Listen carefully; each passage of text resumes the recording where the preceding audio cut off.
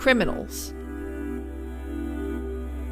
Before continuing, let's get the main questions out of the way.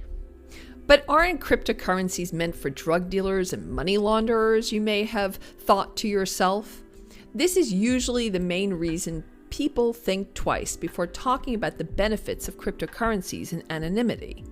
The main concern is that because cryptocurrency transactions are anonymous and can't be traced back to a certain person, it makes it perfect for criminals to send and receive money for their criminal activities without having to fear getting caught.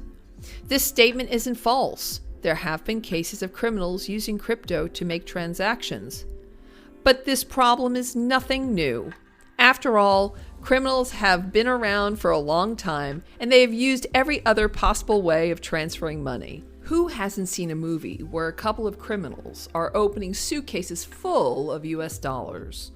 Saying that cryptocurrencies are for criminals is almost the same as saying that cars are meant for criminals because they are much better getaway vehicles for bank robberies than horses are.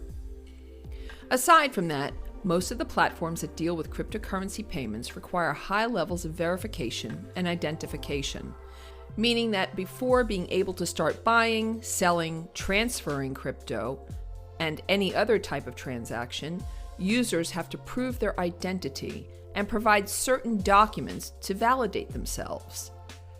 This protocol greatly decreases the likelihood of criminals using these platforms.